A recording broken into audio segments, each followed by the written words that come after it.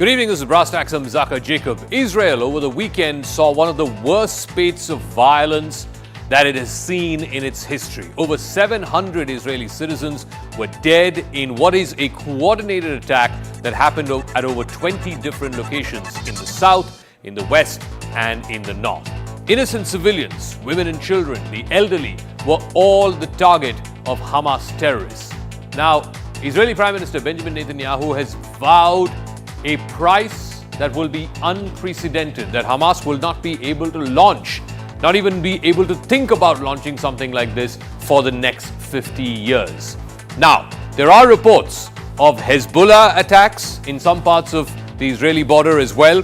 There are also reports of Hamas thanking the Iranian regime for the logistical and other support that they have provided Hamas in Saturday's attack. Does the entire Middle East now run the risk of getting caught in a wider regional conflict? Already, this seemingly big deal between Saudi Arabia and Israel is coming unstuck. Something that was brokered by the United States is already coming unstuck after Saturday's unprecedented attacks. But what may this mean for a region where Israel was trying to normalize its ties with its Arab neighbors, but now suddenly are the old fault lines thrown bare open? But first, the story.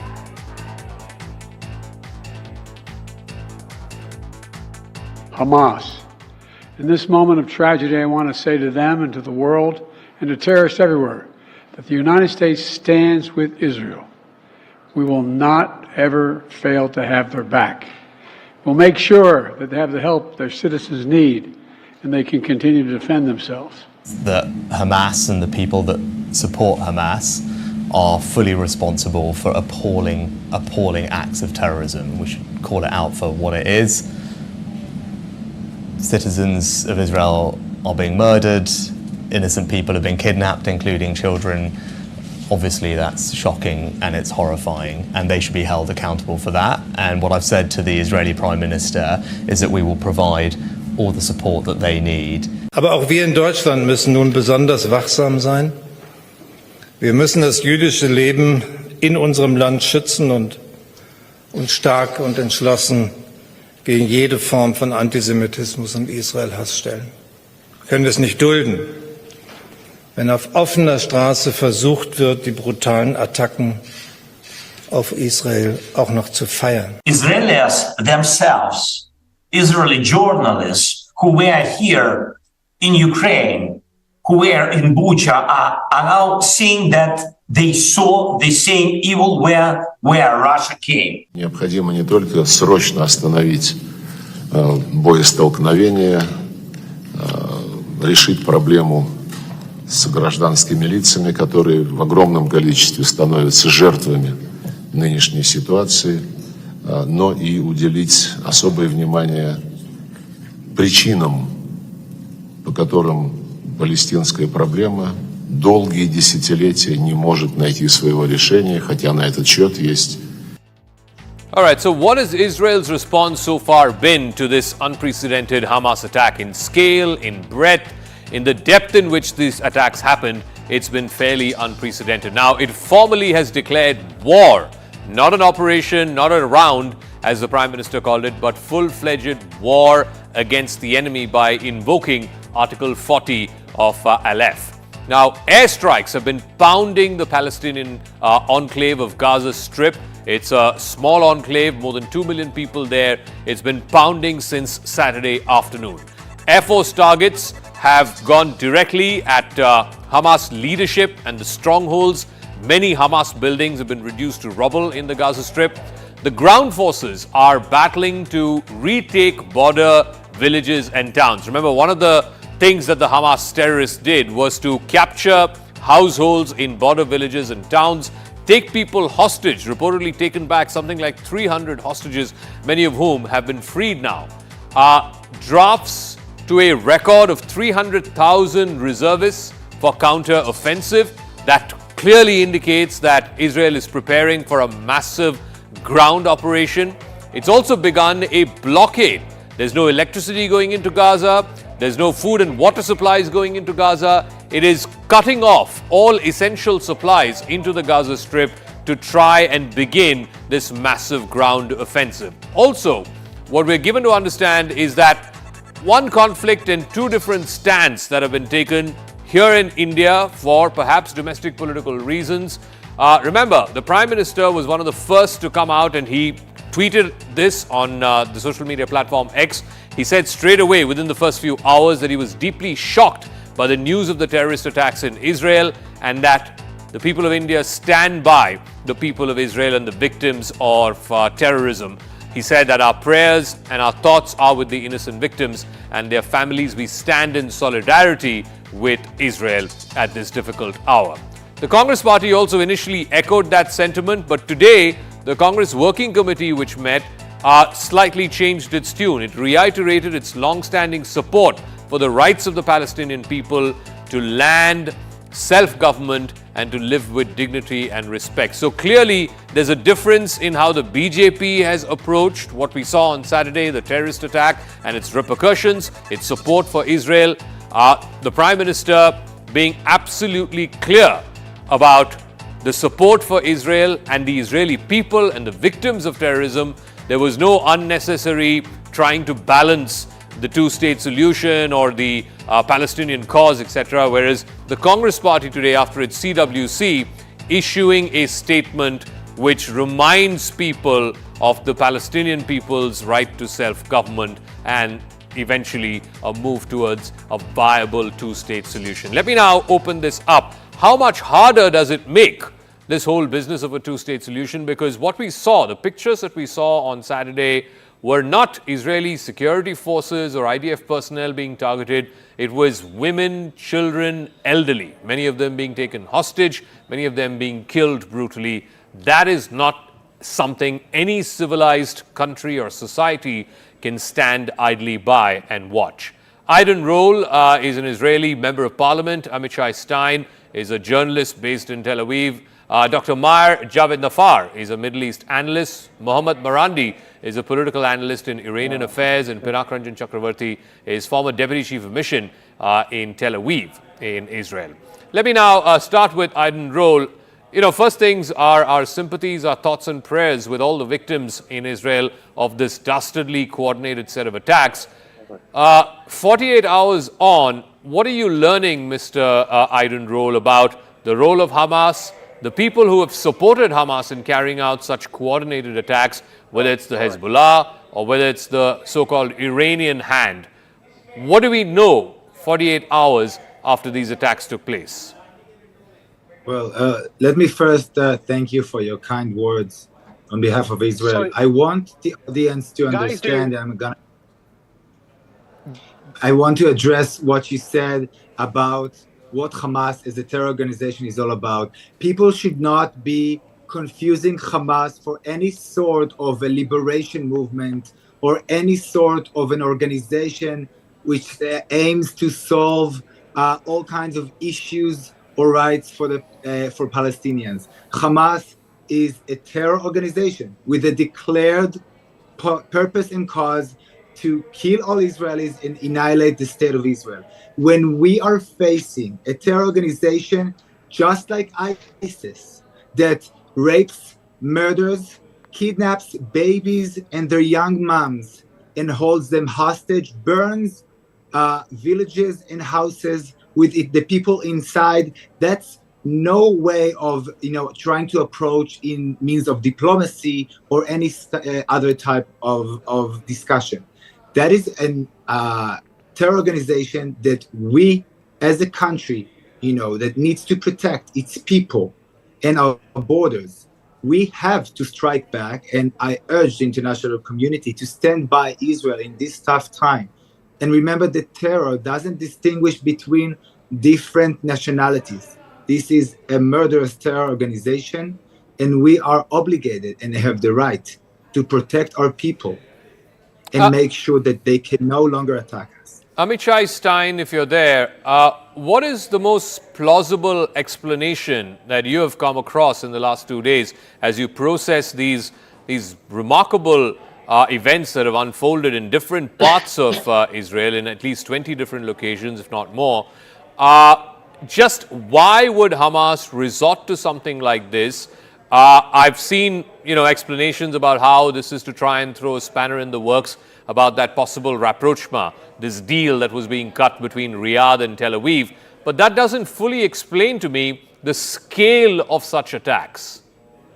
Amichai Stein. All right, we lost Amichai Stein. Let me put that question then to Dr. Maher Javed Nafar.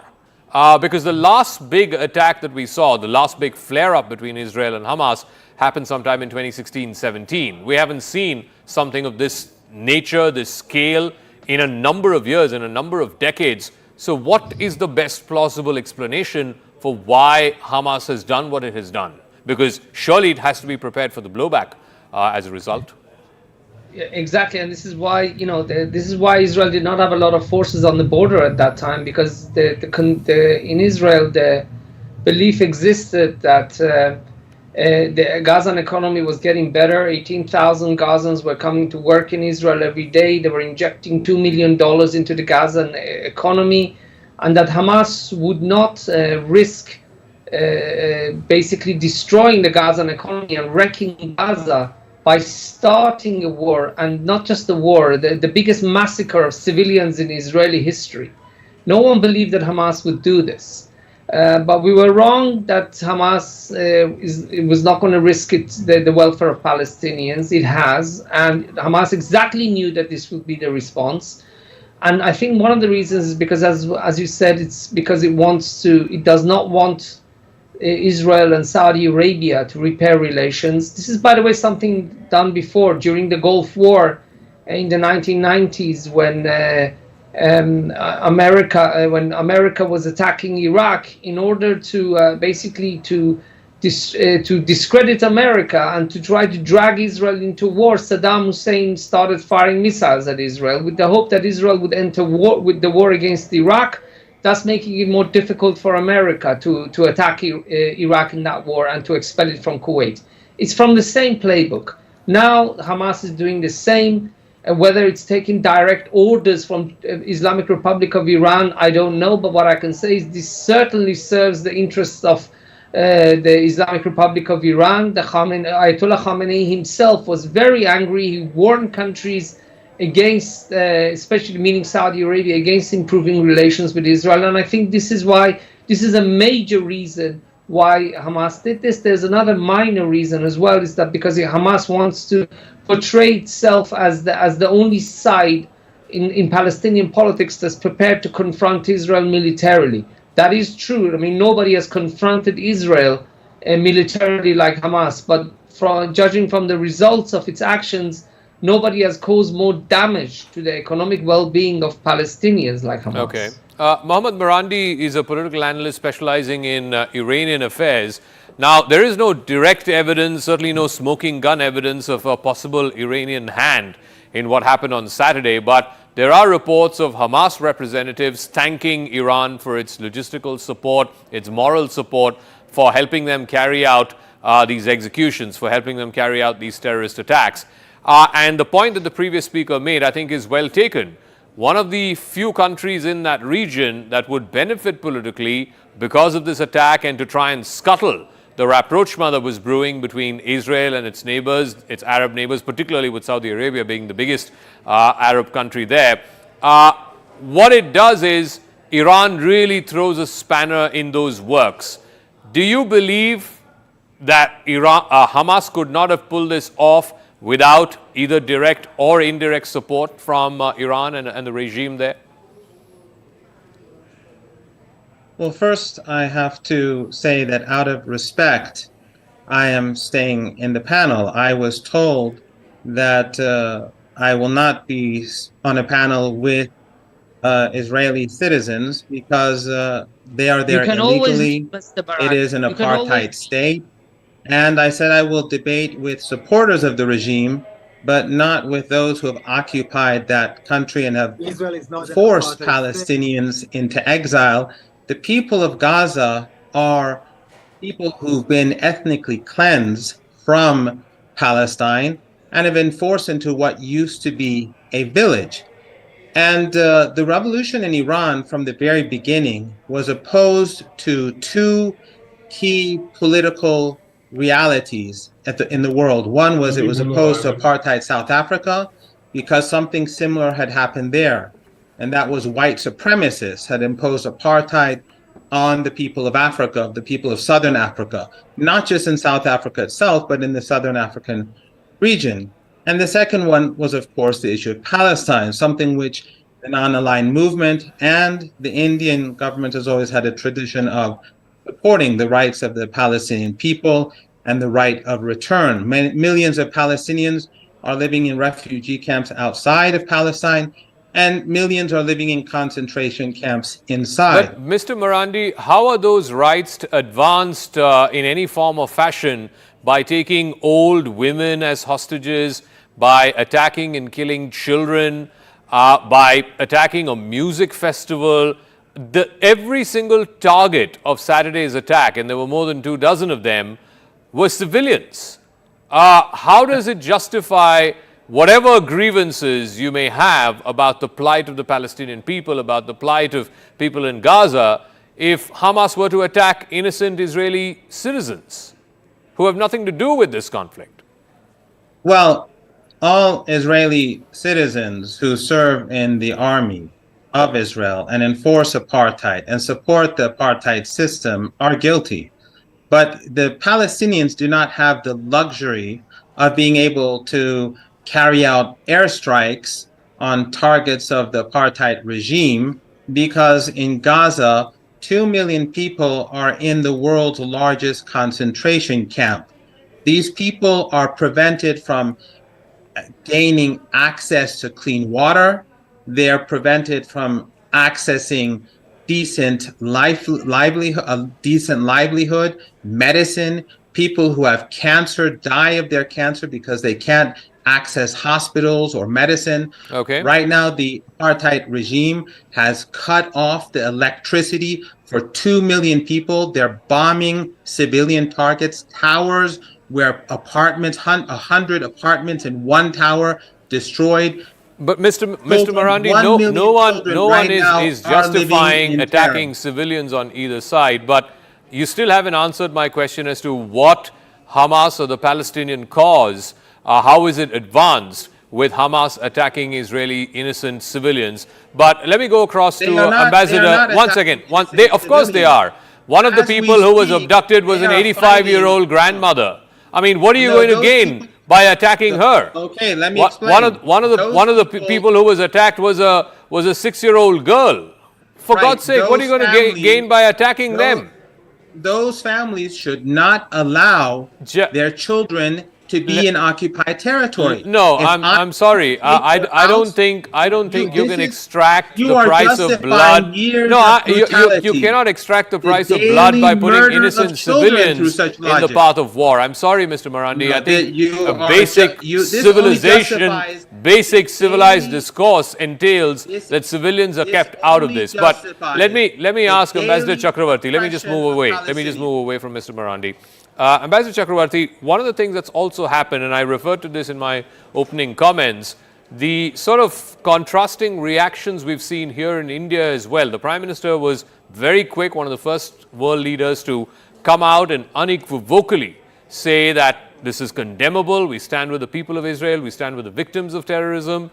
But the Congress Party today, after their CWC, had to do that balancing act about, while we stand with the victims of terror, at the same time the Palestinian people about their right to self-government and the right to their lands, etc.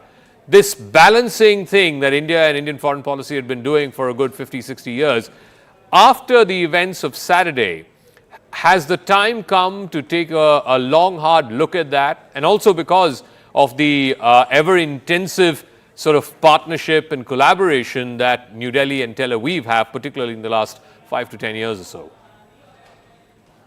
Well, I think one has to go back a little bit in time, because after the Oslo Accords, when the PLO and Yasser Arafat and all signed the peace agreements, everybody thought that that we were near a solution. and that with the two-state solution would happen, etc. We opened our diplomatic mission. Don't forget that previous governments in India did not allow diplomatic relations with Israel till 1991. And I remember that I was a member of the Indian embassy there in Tel Aviv. And this happened after the Oslo Accords. We thought things would work out, but it didn't. And for whatever reasons, it was not because of India, but for local reasons there. So I would say that India, particularly India, had taken a step hoping, because we had always supported the Palestinian cause, and that is why we had shunned Israel. But the fact is that geopolitics dictate nations' policies sometimes when the world changes. So when the Oslo Accords took place, India decided that if Egypt, Jordan, and others can have diplomatic missions in Israel, why can't India? And that's how we went there. Now, things changed in Israel or in that region, and the Palestinians broke up into Gaza and the West Bank with the Hamas taking over. And Hamas is not a very peaceful organization. Everybody knows that. Yeah. And the Palestinian Authority or the Fatah, which did the peace deal, was left in the West Bank. So this was the situation that they had to sort it out, but they could not. Hamas and Palestinian Authority could not sort it out, and the peace negotiations went nowhere. Meanwhile, Israel took advantage, and I must admit they did take advantage, and they kept nibbling away at Palestinian territories in the West Bank and reducing the Palestinians to pockets in the West Bank. If you look at the map of the West Bank, where the Palestinians are concentrated, they are in about 240 odd enclaves, and the rest of it Israel has taken over. So I think this is the problem, in the sense that the Palestinians have felt increasingly bitter and cheated, after they actually entered into a peace agreement. So they have their own grievances. But coming to the present, outburst, as I would call it, there are several reasons, and it's not just internal to Israel and Palestine. I think there are external geopolitical factors as well. Don't forget that if Saudi Arabia normalizes with Israel, the rest of the Muslim world will find it very difficult to support the Palestinians. Yeah. And that is one of the factors that must have dictated Iran. And Iran is, of course, a player there. And Iran has been supporting Hezbollah and others, because Iran doesn't recognize Israel. And Iran's stated policy is to wipe out Israel from the face of the map. This is their stated policy. And so you are dealing with a situation where you have this Iranian policy, which, by the way, with Iran also follows a bit of apartheid, but in a different way in terms of treating the women of Iran. But then that is another issue.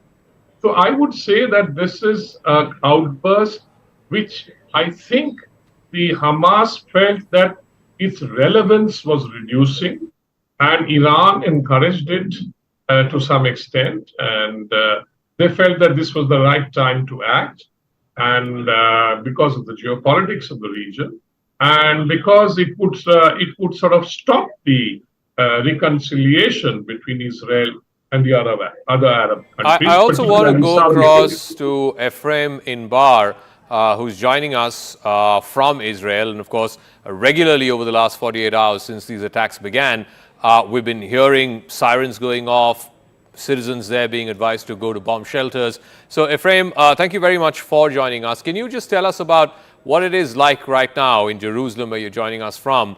We were speaking to people through the course of the last couple of days, and they were saying that there are regularly sirens going off, people being advised to go into bomb shelters. What is the information that you're receiving from the government, and how has it been over the last 2 to 3 days since these attacks began Saturday morning? In Jerusalem, it is quiet. Usually the missiles that are being launched by Hamas toward Jerusalem are being intercepted. life is almost normal. Schools are closed for the time being. Yeah. And the mood is rather gloomy because of the heavy price we paid yesterday because of the Hamas attack. So now it seems, Ephraim, that the government of Israel is getting ready for a massive ground offensive. Already we are seeing targeted strikes, rocket strikes on buildings that house Hamas leaders, etc. Gaza has about 2 million people. A large number of them, of course, are sympathetic to Hamas, and Hamas has to pay a price, in the words of the Israeli Prime Minister, an unprecedented price. But can you tell us more about what is the thinking in Israel in terms of this ground invasion? Because it seems like the prevailing mood in the country is there has to be a deterrent price that Hamas has to pay for what it did on Saturday. Unfortunately, Hamas is popular among the Palestinians, particularly in Gaza, more than in the West Bank.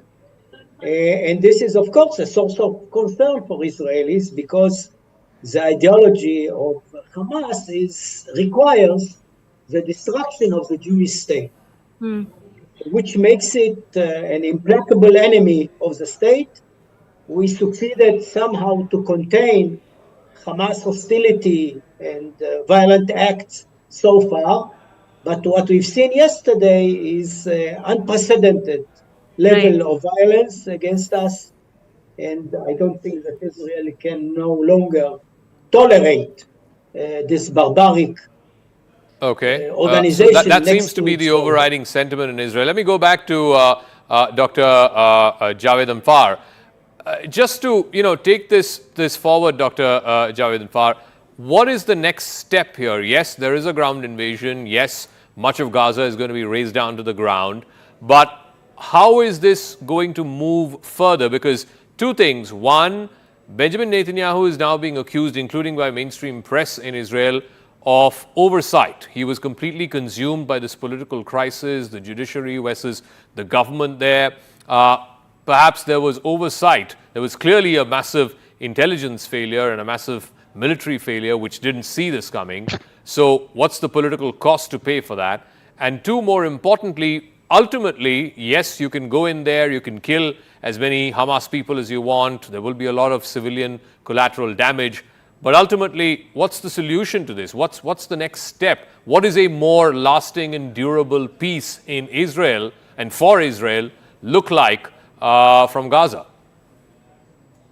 If I may start with the second question, what is the best solution for the future? Ambassador Chakravarti was here when Israel, rightly so, was returning occupied territories to the Palestinians after Oslo. And I'm always been a believer in two states for two people solution, and I've always believed that economic prosperity and political stability and national identity is one of the ways to make sure that wars no longer break out between us and the Palestinians. But as Ambassador Chakravarti also, I'm sure, remembers, sir, when this solution has ultimately, and I say this with a lot of sorrow, has failed.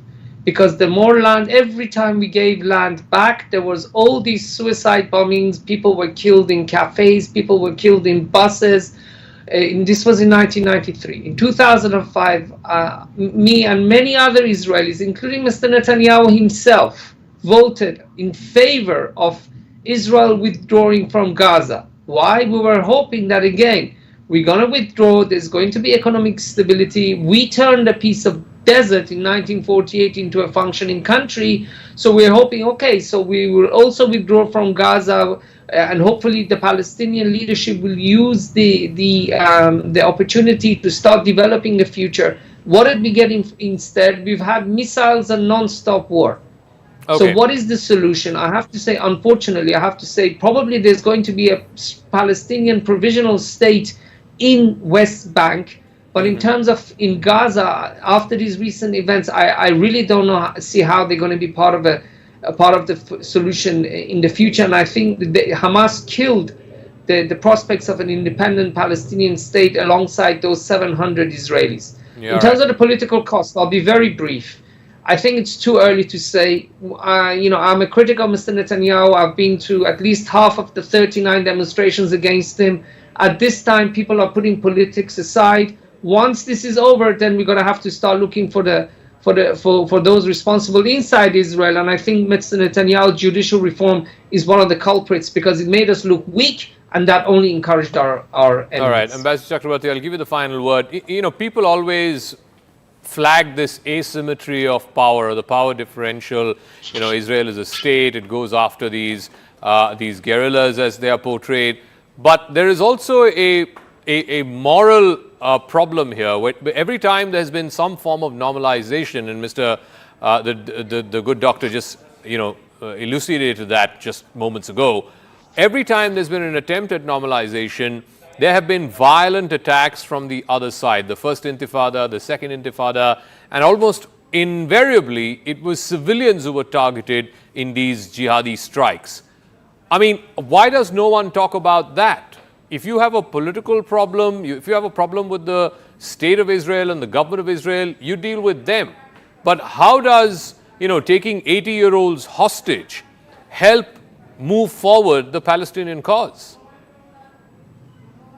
Well, I tend to agree with the good doctor, as you called him, and because I was there when the Dizengoff bombings took place. I was there when Yitzhak Rabin was assassinated, because there were Israelis who did not like the peace deal, and it led to the assassination of a prime minister.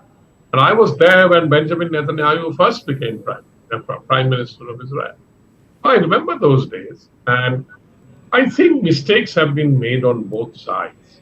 And to the extent that both sides may have tried, to reach a deal, but there were militants or extremists on both sides who probably didn't want that solution.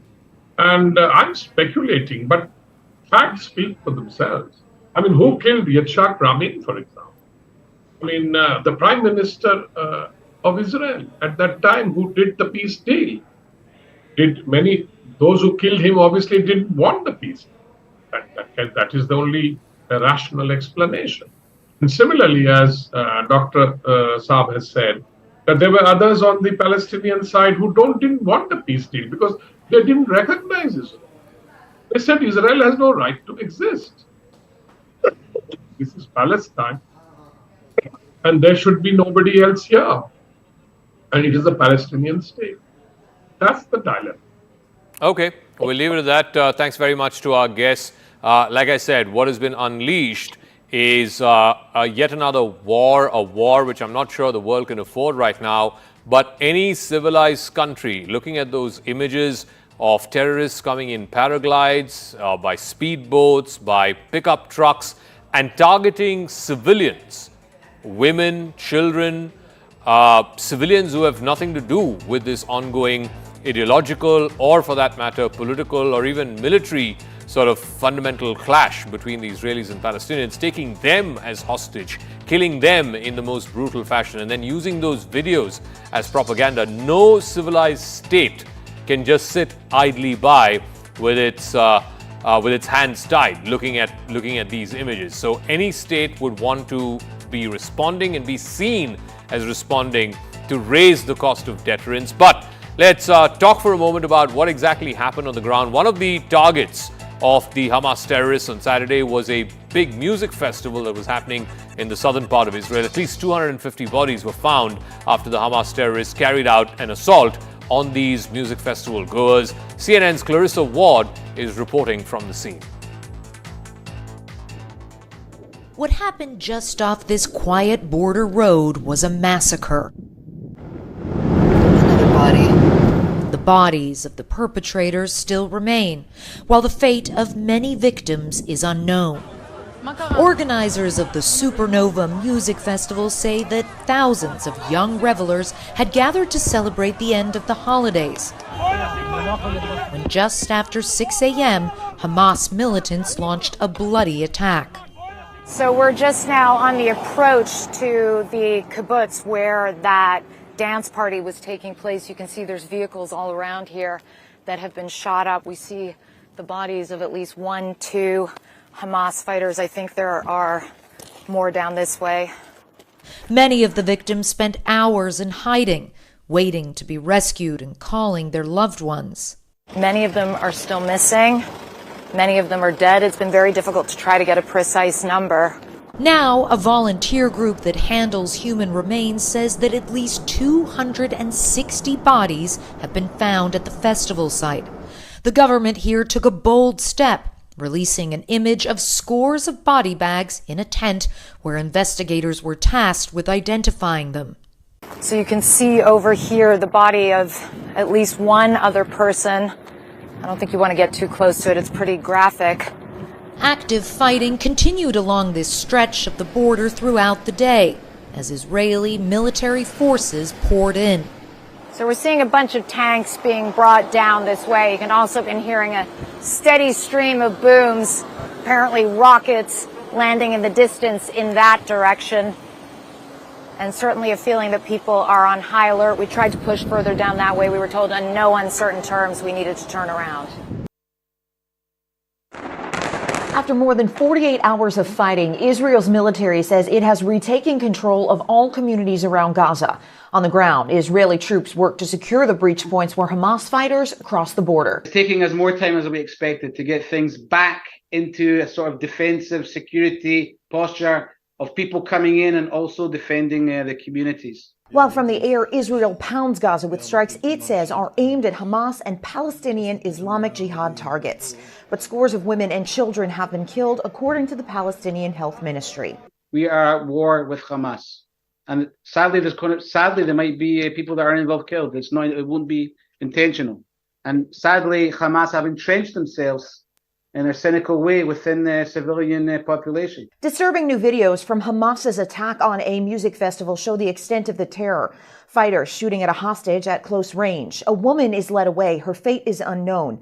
Hamas claims it is holding more than 100 hostages. But this was a completely different attack that nobody was prepared for, and nobody can ever be prepared for such a thing, I guess.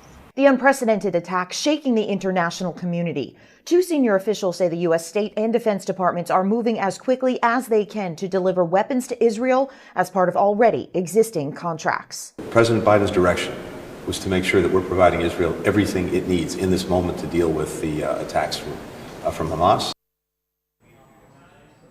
Meanwhile, shifting focus here on brass tacks, the Election Commission has announced the much-awaited dates for the 5 assembly elections: Rajasthan, Madhya Pradesh, Chhattisgarh, Telangana, of course, Mizoram. The Election Commission has declared that single-phase polls will happen in 4 states. Polls will be held in 2 phases in the state of Chhattisgarh. The mega verdict of these 5 state elections will be on the 3rd of December. BJP leaders are exuding confidence, sounding certain of victory in these states. On the other hand, the Congress is banking on their guarantees, the 6 guarantees that they've made to the state of Madhya Pradesh and to the states of Telangana as well, claiming that the BJP's false propaganda will be defeated. This is the prime political precursor before 2024. It's a litmus test for the BJP under Prime Minister Modi and, of course, the newly formed India alliance.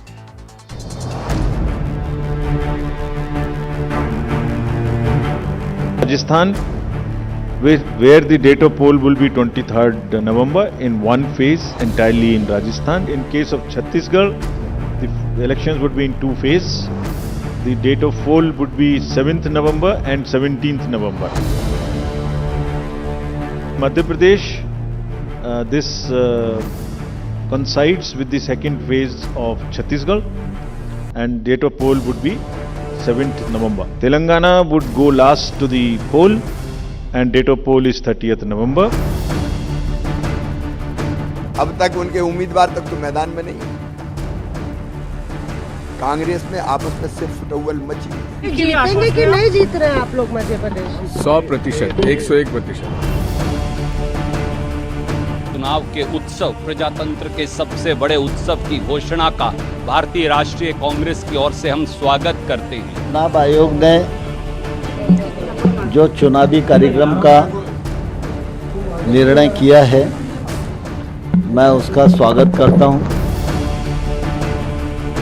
और मेरा तो चुनाव आयोग से आग्रह रहेगा कि एक बार उन्हें पुनर्विचार करना चाहिए। आप 3 दिन पहले करिए या 2-3 दिन बाद में करिए, निश्चित रूप से इस पर चुनाव आयोग को एक संज्ञान लेना चाहिए।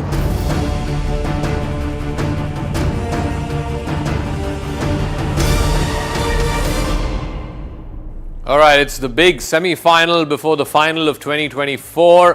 Whether or not one has a bearing on the other, like we saw in 2018-19, we will get to in 1 second. I want to take you through the magic wall. The biggest catch, of course, is Madhya Pradesh, 230 seats. The Congress won it last time, just narrowly, 114 seats to the Congress, 109 to the BJP, even though the BJP had a slightly higher vote share at 41.03, the Congress at 40.90. What may be a critical factor this time around? Remember, this is the first election that is happening after the caste census came out in the state of Bihar. Whether or not that has an impact on the OBCs. Remember, the OBCs were almost evenly split in terms of number of seats between the Congress and the BJP. Congress having a slight edge last time around. 34 out of the 67 seats, the BJP had 29. Remember, Mr. Shivraj Singh Chauhan, and he has not been projected as the chief ministerial candidate this time around. Today, the latest list came out of the BJP candidates. His name is there from the Budni seat, but he's not projected as the chief ministerial face. He, of course, can claim that he is the tallest OBC face. Mr. Kamal Nath, who is his challenger from the Congress party, can also lay claim to the OBC mantle, as it were. So that is going to be a critical factor in the state of Madhya Pradesh. Let's go to the state of Rajasthan, which for the last 25 years, since 1998, has been alternating governments between Congress and BJP. And incidentally, it's been alternating governments between Vasundhara Raje and Ashok Gehlot. Will that pattern continue, or will Mr. Gehlot managed to buck that trend? So one of the filters I want to run through is the Gehlot factor. Remember, he comes from the Mali community and OBC community. They may not be dominant other than this southern part, which is just around the Chittorgarh area. And of course, there's Jodhpur, Sardarpura is his constituency. This is on the outskirts of Jodhpur. But other than these parts, they are not dominant. Yes, they have presence in almost all the constituencies, particularly in the southern part of Rajasthan. But they're not a dominant community like the Jats or the Gujars or even the Meenas in Rajasthan. So what kind of an impact that might have? And of course, there is the Vasundhara Raje factor as well. I just want to run you through that. Vasundhara Raje, of course, the Maharani, multiple-term chief minister before. Again, she has not been declared as a chief ministerial face just yet. The community that she comes from, she's a Kshatriya, Rajput, married into a Jat family. They dominate about 38 seats, and Rajputs in Rajasthan are a dominant caste. 38 seats out of 200. The Congress last time won 21. It was an overwhelming number of seats in the Rajput-dominated seats that the Congress won. The BJP was in fact not even number 2, it was number 3. Only 8 out of 38 seats where the Rajputs dominate, the BJP managed to win. So, on this note, let me bring in our two guests. Tuhin Sinha is national spokesperson of the BJP. Mohan Kumar Mangalam is spokesperson of the Congress party. Mohan, I'll start with you first. The BJP so far has released, I think for Madhya Pradesh, about 130, 135 names, the people who've got tickets. In Rajasthan today, they put out the first set of 41 names. In Chhattisgarh, they've already covered, I think, over 80 out of the 90 seats there. The Congress has not come out with lists for any of these states. Why is that the case? I think the Congress is a major contestant in all the states, unlike the BJP that probably is a distant third in Telangana and doesn't even factor in Mizoram. And we have all these states, the process to select the candidates happening in parallel in all these states. So it's taking some time to do so. Also, given that we're in pole position, I think, to win most of these elections, we have at least 5 to 10 contestants, really strong candidates in every seat. So choosing amongst them is taking a significant amount of time. We're not having to send our members of parliament or union ministers down to the state to contest for a lack of having candidates who actually are there on the ground. So this is taking some time, but I'm confident within the next, let's say, week or 10 days, you will see our lists. They will be known to you. Okay, so let me ask Tuhin Sinha. One consistent feature, even in the Rajasthan list today, is asking these members of parliament, some of them central ministers, to go out there and contest. You just heard Mohan Kumar Mangalam say that that's a sign of weakness. You don't have good candidates on the ground. That's why you are having to import these guys from Delhi. Please respond to that. To all the viewers, BJP as a party is a very selfless party. It's not about the position that people hold. It's about the responsibility which one is given at a given point of time. And when elections are concerned, elections by itself are an evolving situation. So if somebody is given a ticket, we happily accept it because it's the need of the hour.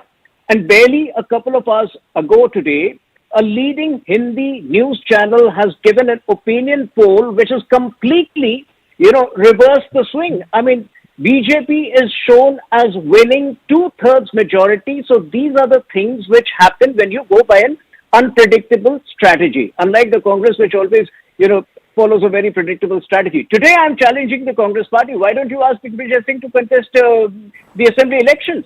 If he's your tallest leader, one of the two tallest leaders, instead of lecturing us on who we should field and who should not, BJP has always been a selfless party, and everybody over here is willing to shoulder any responsibility which will be in the party's interests. No, so let me ask Mohan Kumaramanglam that these seats, up until today, there were 79 seats that were released by the BJP from Madhya Pradesh. Many of their union ministers had been asked to contest. Many of their so-called semi-retired leaders have been brought back into the fore and asked to contest. And the reason they are saying is that these are tough seats. These are seats that the BJP has not won in the last couple of election cycles. They've been traditionally Congress seats. But they are hoping, by drafting in these big-name candidates, they can then drive the BJP home in those seats. The Congress is not even making an attempt there. Zaka, let's be clear. And this is known to all, that the way Mr. Modi and Mr. Shah like to fight their elections is that they want to make it all about themselves. So they systematically sideline their state leadership. They sideline Mr. Chauhan, and they've not even named Vasundhara Raje ji as a candidate yet. So we have no idea if once upon a time, if BJP RJ was Raje, now it could be Shekhawat, Punya, Meghwal, Rathore, you name it. But the election, I'm sure, will be fought again under the name of Mr. Modi, as it was in Karnataka, as it was in Himachal, as it was in West Bengal. And all of these elections they lost, but they continue to perpetuate that because Mr. Modi and Mr. Shah do not want any strong state leadership. That is the strategy they have used from the very beginning. So can you respond to that specific charge? You have an incumbent chief minister in Madhya Pradesh. You've not projected him as the chief ministerial face. You have a former chief minister in Rajasthan. You've not even declared her candidacy from her seat. Why this strategy? Why the strategy of deliberately not projecting state faces? Zaka, like I mentioned, politics and especially elections are an evolving situation. We don't go by a fixed strategy. Winnability is the only criteria. But let me today say this on record, that, the way the Congress party has behaved in the last few days, its inherent duplicity and divisive nature, people today are furious. And, the situation on the ground is changing very fast. You will be surprised by the results on 3rd December. And especially today, do you think the Congress resolution on Palestine will not have a bearing on the ground? This is a party which repeatedly compromises national interests. It is condoning an act of terror virtually. The support for Palestine in a situation like today, immediately in the aftermath of the worst terror attack in Israel, virtually shows the soft approach of the Congress party towards the terror, and this will be a big factor in the election. But apart from just one second. Let him respond. Let him respond to that. The CWC. The point that you asked earlier. The CWC resolution today. How can you talk about Palestinian right to self-determination when you see those terrorists coming through paraglides and sailboats and attacking innocent civilians? It's tone deaf, Mohan Kumaramanglam. It's a support for Hamas. Zaka, wait, hold on a second. Mohan Kumaramanglam. Zaka, I'm sorry, but the reason I was smiling all through his monologue was because this is typical of BJP. They have failed in all the governments they've run in their states. So they're going to pick up issues that are national issues and try and run the election on them. Now they don't really have a national issue because they're failing on price rise, corruption, and employment. So they're going to go to international issues. I challenge him, and in any state, if this is the narrative they're going to go with, which is that Congress supports Palestine and we support Israel, and that's the main thrust of their campaign, I would love to see it, because they're not going to win a single seat. Tuhin, what relevance does it have? What relevance does it have in Madhya Pradesh or Rajasthan or Chhattisgarh, Tuhin? Between 2005 and 2008, India saw some of its worst blasts across the country that included places like Ahmedabad, that included places like Guwahati. So if the Congress party feels that national security is not an important issue across the country, then I feel sorry for this Congress party, which has reduced itself to a fringe group. Okay. Number two, I also did not speak about, allow me to complete, please. an equal duplicity has been shown by the Congress party on the issue of OBC census. Now, there are two states where apparently the CMs claim that the caste survey has been done, which includes Chhattisgarh, but Bhupesh Baghel, when he was asked last week, blatantly refused to reveal the data. So unless, he's scared that the entire exercise was erroneous or a sham, why would he not reveal the data? Okay, we got to wrap it up at that. We'll see how this story plays out. The heartland states are absolutely important, both for BJP and for the Congress. Like I said, there's no correlation between the winter of 2023 and the summer of 2024, much like what we saw in 2018-19, when the Congress won all of these three states, but it went on to lose the Lok Sabha and quite big time in these very same states. But it will set the tone, at least for the Congress within the India alliance, to establish its own primacy, and for the BJP to try and stem this narrative that Mr. Modi and Mr. Shah, while they control the national narrative, they are the biggest, Mr. Modi is the biggest leader nationally for the BJP. Somehow that doesn't translate into state elections as was seen in Karnataka. They need to sort of alter that narrative. They need to change that narrative a bit. So for both the national parties, this upcoming winter election is absolutely critical, and we'll keep an eye out here on CNN News 18, India's #1 destination for all election-related stories. We'll be having continuing coverage through the next month and a half, all the way up to counting day, the 3rd of December. Thank you for tuning in.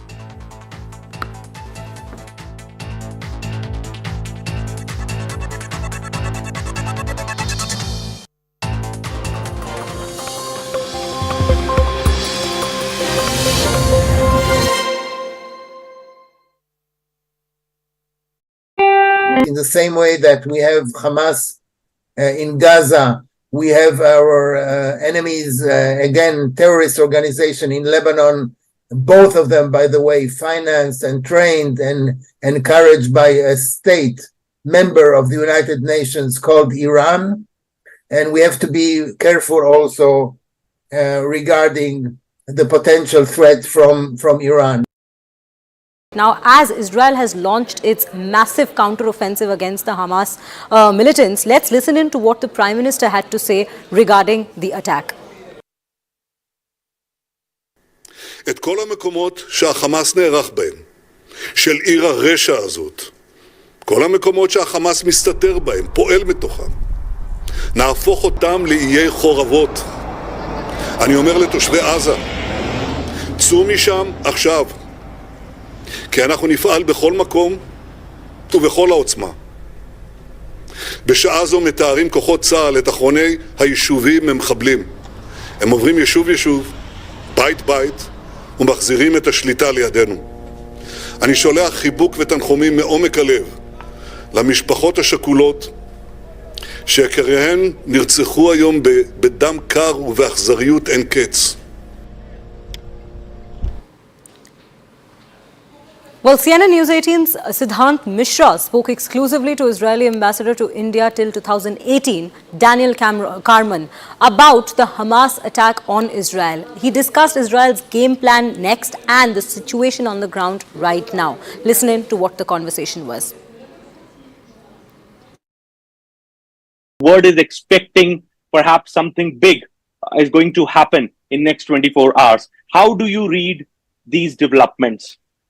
Well, first of all, we have to state the obvious. We are in a state of war. Okay. Since yesterday, when Hamas terrorist organization attacked our country. A terrorist organization that during those years has gained strength, has become an army, has become a political ruler of the Gaza Strip, and yesterday has surprised us, I would say, unprecedented way. On the one hand, launched thousands of rockets, hundreds of terrorists on vehicles, walking from the air, from the sea, in a very planned attack, infiltrated the territory of Israel, entered into villages, towns, and localities, actually attacked civilians, not soldiers, attacked civilians, went into houses, massacred the elderly, children, toddlers, women, men, people who were in a festival a couple of kilometers away, thousands of people in the middle of a festival. We had yesterday our 26/11.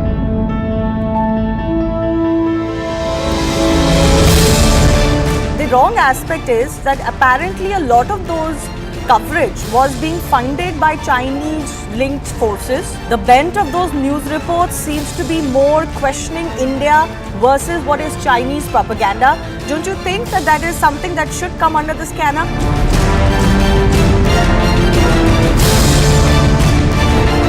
A gaming app running around doing business for nearly 4 to 5 years.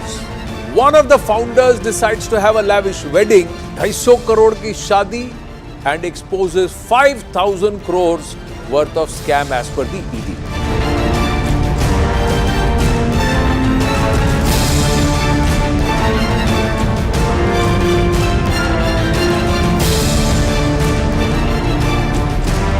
There was some sort of sense that the language on the war, for example, was diluted. Great admiration goes out to the team around Prime Minister Modi, not only about Russia and Ukraine. Yeah. It has so many other very important areas tackled in a very constructive way.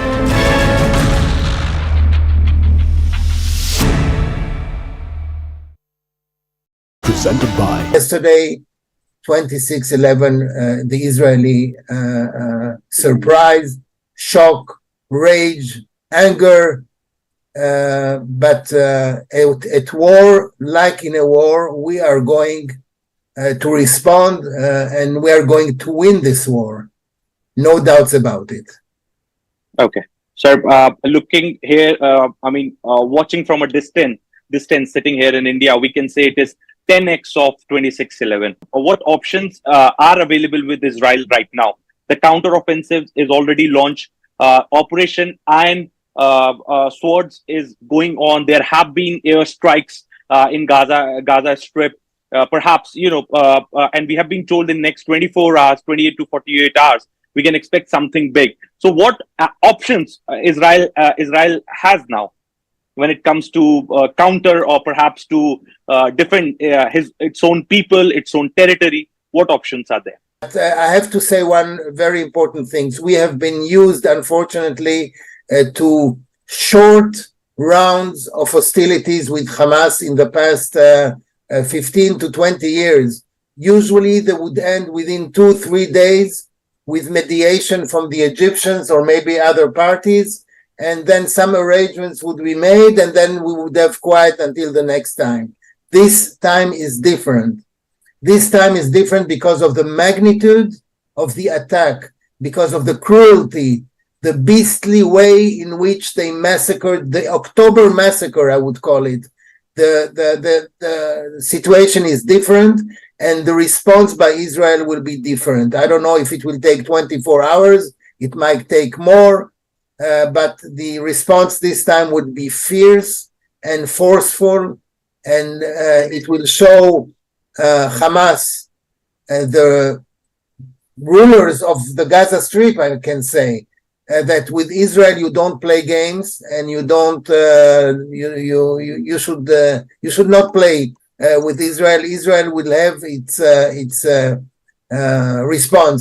First of all, regaining control in those areas where we still don't have control. I have to say that when this operation started, there were more than 20 localities which the terrorists got control of for hours. Now there are 2 or 3 places left. First to regain control, then to make the terrorists pay a heavy price to what they did. And then we'll look strategically at the long term. We'll look also at other potential fronts.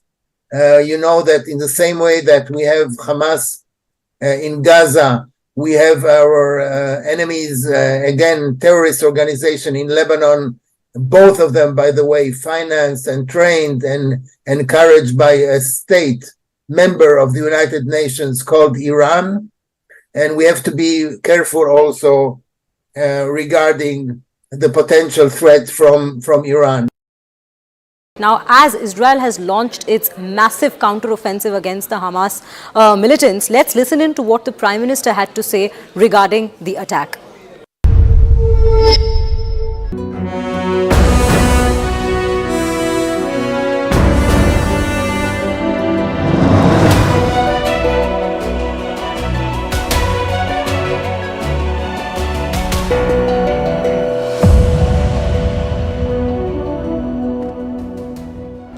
Hello and welcome to this special edition of Vantage. We are coming to you live from Tel Aviv, Israel's second biggest city, also its commercial capital. Normally the city is buzzing around this time, but not today. Today Tel Aviv has been silenced by sirens and explosions. It is a war zone. Hamas has been striking Israel through the weekend and Israel has responded with force. They've been bombing Gaza non-stop. The death toll is said to have crossed 1,100, many of them civilians.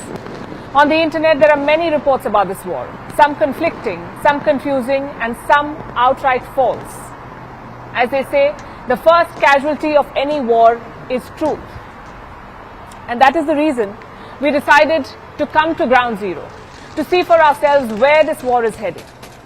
Over the next few days, we will keep you informed about everything that's happening here, the military strategies, the political response, and of course, the rising human cost. In such situations, facts matter the most. But to get there, you must wade through many hurdles. The propaganda, the vested interests, and in this case, rocket strikes. And that is our mission here in Israel, to show you the reality of this war, the uncensored and unadulterated reality. We've got a packed show lined up for you, the latest updates from the front lines, the inside details of how Hamas could have pulled off this sneak attack, and what it means for Israel's famous intelligence setup. Let's get started.